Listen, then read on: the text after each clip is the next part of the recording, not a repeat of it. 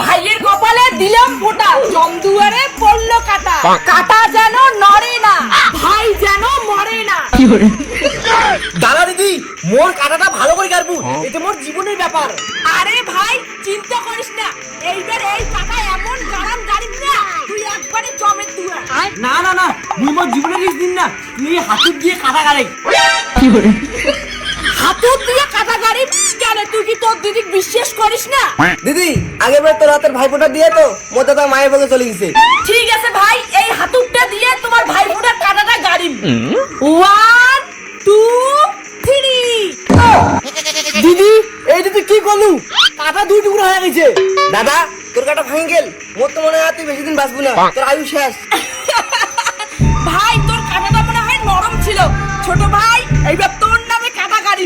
না না দিদি, ভাইফোঁটা দেওয়ার দরকার নাই, মুই বাসা থেকে চাও। ভাই ফোঁটা দিব না মানে?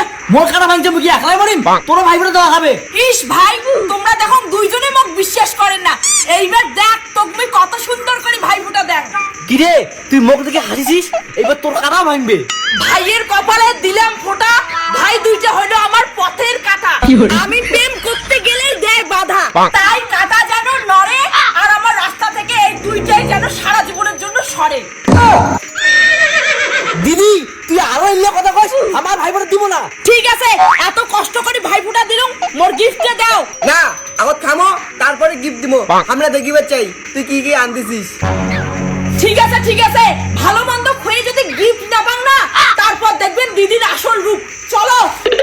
A few moments later. দিদি খালি ভাত, ভাই ফোঁটা দিলে মুই খালি ভাত খাইম না। প্রত্যেক বছর ভাই ফোঁটা তোমরা ভাল মন্দ খেয়ে মোক গিফট দেন না, এইবার খালি ভাতে খাও। দিদি মুই খালি ভাত খাম না, মোর মশম লাগবে, মশম বটে। দেখো খাইলে খাও, না খাইলে বাড়ি চলে যাও, মোর মাথা গরম করেন না। ইস ভাই, কেন যে 2 লাখ টাকা খরচ করে দিদির জন্য গিফট নিলাম, বলুন না দিদি খালি ভাতে খাওয়াবে। আরে ভাই ফোঁটা দিদির জন্য আইফোন আনছেন, আগত কইবেন তো তোমার জন্য মাংস রেডি। না দি, ভাত খাওয়ার কোনো ইচ্ছে নাই। আমরা গিফটগুলো নিয়ে বাড়ি যাই নে। ইস মোর সোনার টুকরো ভাই দুইটা, দিদির উপর কাও রাগ হয় ভাই ফোঁটার দিন? নাও মাংস খাও।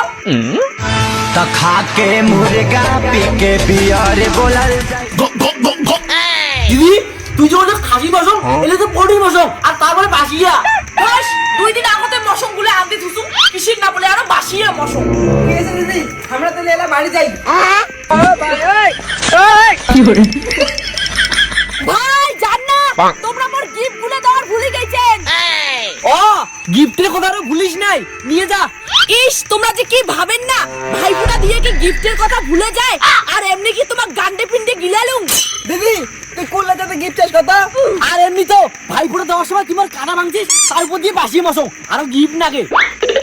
ধর তোমার অত কথা মই না শুনো, ভাই ফোঁটার গিফট মই পায়া গেছো, এলা তোমরা যাও। আরে তুই আমার একমাত্র ভালো দিদি, এর জন্য সব গিফট বাড়ি যা খুলে দেখিস, আমার গেলো। বাড়িতে কেন, মই রাস্তাতে খুলি দেখিম। আইফোন ভাই, আইফোন কেন নাই? খালি ডাব্বা দিয়ে তোমরা মোক পালাইছেন। পালা দিদির হাত থেকে বাড়ির ছেলে। মোরের উপর তোমার বাদ পারি, পরের বছর আইসেন ভাই ফোঁটা দিবার,